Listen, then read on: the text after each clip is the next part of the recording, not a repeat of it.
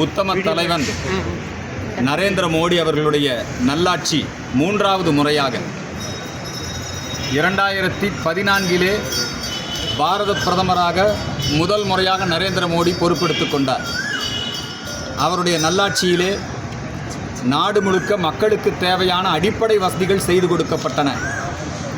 50 கோடிக்கும் மேற்பட்ட கழிவறைகள், 60 கோடிக்கும் மேற்பட்ட மக்களுக்கு ஜன்தன் வங்கிக் கணக்கு, ஏறத்தாழ 2 கோடி வீடுகள் கட்டி கொடுக்கப்பட்டிருக்கிறது. ஏழை எளிய மக்களுக்கு அனைவருக்கும் வீடு திட்டத்தின் கீழ் நாடு முழுக்க குடிநீர் வசதி, 100% அனைத்து கிராமங்களுக்கும் மின்சார வசதி, இப்படி அனைத்து வகையிலும் நரேந்திர மோடியினுடைய ஆட்சி 2014 முதன்முறையாக அமைந்தவுடன் ஒரு மிகப்பெரிய சாதனையை படைத்தது. அதனைத் தொடர்ந்து 2019 நரேந்திர மோடி 2வது முறையாக பாரத பிரதமராக பொறுப்பெடுத்துக் கொண்டார். அவர் பொறுப்பெடுத்துக் கொண்ட பிறகு ராமர் கோயில் கட்டப்பட்டது. அரசியல் சாசன பிரிவு 370 ரத்து செய்யப்பட்டு காஷ்மீர் முழுமையாக இந்தியாவோடு இணைக்கப்பட்டது. குடியுரிமை சட்டம் கொண்டு வரப்பட்டது. விவசாயிகள் நல சட்டங்கள் நிறைவேற்றப்பட்டன. இப்படி நாடு போற்றும் நல்லாட்சியாக இருப்பதோடு மட்டுமல்ல, உலகம் போற்றும் உத்தம தலைவனாக கொரோனா காலத்திலே இந்த உலகத்திற்கே, உலக மக்களை காப்பாற்றுவதற்கு நாம் இலவசமாக தடுப்பூசிகளை வழங்கினோம். கொரோனா காலத்திலிருந்து இன்றைய காலகட்டம் வரை இலவசமாக மக்களுக்கு உணவு தானியங்களை நாம் வழங்கி வருகின்றோம்.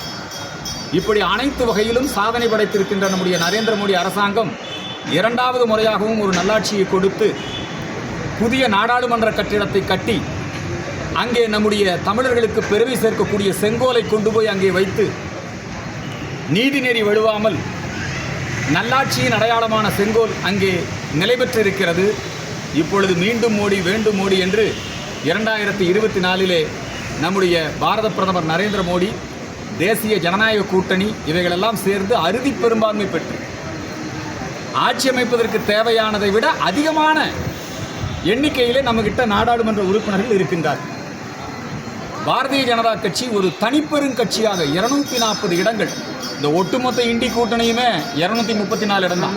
ஆனால் பிஜேபி தனித்து நின்றே இண்டி கூட்டணியை விட அதிகமான வாக்குகளை பெற்று, அதிகமான இடங்களை பெற்று இன்றைக்கு தேசிய ஜனநாயக கூட்டணியுடைய ஆட்சி மீண்டும் மோடி வேண்டும் மோடி இன்றைக்கு நம்முடைய நாடாளுமன்ற அந்த மைய மண்டபத்தை பிரதமராக பொறுப்பெடுத்துக் கொள்கிறார். அந்த மகிழ்ச்சியை கொண்டாடக்கூடிய வகையிலே இந்த கோணியம்மன் கோவில் கோவை மாநகரின் காவல் தெய்வம். ஆனால் இங்கே இருக்கக்கூடிய ஒரு சிலர் அவங்க ஏதோ இந்த 40 இடத்துல ஜெயிச்சிட்டதுனால நாடு முழுக்க நாங்கள் நரேந்திர மோடியை தோற்கடித்து விட்டோம், நாங்கள் பிஜேபியை தமிழகத்திலே காலூன்ற விடாமல் செய்து விட்டோம், ஒரு வெறித்தனமான செயலை செய்தார்கள் திமுகவினர். ஒரு வாயிலா ஜீவன் ஆடு, அந்த ஆட்டை கொண்டு வந்து நடுரோட்டிலே வெட்டி அண்ணாமலையினுடைய படத்தின் மீது ரத்தத்தை தெளித்து, எவ்வளவு கொடூரமான வெறி பிடித்த ஒரு புத்தி இந்த புத்தி. இதை யாருமே கண்டிக்கல. இதை கண்டிக்கக்கூடிய வகையிலே இந்த அரசாங்கம் அவர்கள் மீது நடவடிக்கை எடுத்திருக்க வேண்டும். இது பொது ஒழுங்குக்கு பாதிப்பை ஏற்படுத்தக்கூடியது.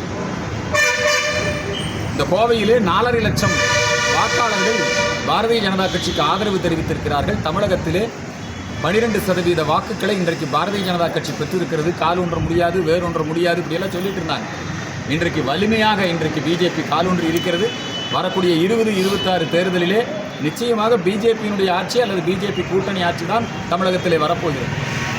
அதற்கு நாங்கள் இங்கே பிரார்த்தனை செய்தும் வாக்களித்த வாக்காளர்களுக்கு நன்றி தெரிவித்தும், அதே நேரத்தில் நரேந்திர மோடி அவர்களை பிரதமராக்கி இருக்கிறார்கள். வரக்கூடிய 2026 பாரதிய ஜனதா கட்சி நரேந்திர மோடியினுடைய நல்லாட்சி தமிழகத்திலும் வர வேண்டும் என்பதற்காக கோவையின் காவல் தெய்வம் கோணியம்மனுக்கு இந்த ஆடு, இந்த நம்முடைய கெடா குட்டியை நாங்கள் சாமிக்கு நேர்ந்து சாமிக்கு இன்றைக்கி நாங்கள் அர்ப்பணிக்கிறோம். அதை இப்போ கோயில் வளாகத்திலே சென்று பூஜைகள் செய்து அர்ப்பணித்திருக்கின்றோம். நிச்சயமாக 26 இங்கே நரேந்திர மோடியுடைய நல்லாட்சி செயின்ட் ஜார்ஜ் கோட்டை வள்ளுவன் கோட்டையாக மாறும். இங்கேயும் எங்களுடைய நல்லாட்சி வரும். இந்த திராவிட முன்னேற்ற கழகத்தினுடைய அராஜக ஆட்சியை எதிர்க்கக்கூடிய அத்தனை கட்சிகளும் ஒன்று சேர்ந்து ஒரு மிகப்பெரிய அரசியல் மாற்றத்துக்கு தான் மக்கள் வாக்களிச்சிருக்காங்க. 7% திமுகவுக்கு வாக்கு குறைஞ்சிருக்கு, எங்களுக்கு 12% வாக்கு வந்திருக்கு. அதிமுக தனிப்பெருங்கட்சியாக வாக்கு சதவீதத்தோடு இருக்குது. இன்னும் விஜய் வரப்போகிறாரு. இப்போ நாம் தமிழர் நல்ல ஓட்டு வாங்கியிருக்கிறாங்க. இவங்க எல்லாரும் சேர்ந்து இந்த போதைப்பொருள் ஆட்சியை இந்த சட்டம் ஒழுங்கு சீர்குலைவு ஆட்சியை அகற்றுவோம். தமிழக மக்களை இந்த ஆட்சியிலிருந்து காப்பாற்றணும். காப்பாற்று கோணியம்மனேன்னு சொல்லித்தான் இந்த ஆட்டை நேர்ந்துக்கிட்டு நாங்கள் வந்து இங்கே வந்து இந்த கோயிலுக்கு இதை அர்ப்பணிக்கிறோம். நன்றி, வணக்கம். வாங்க நம்முடைய கட்சி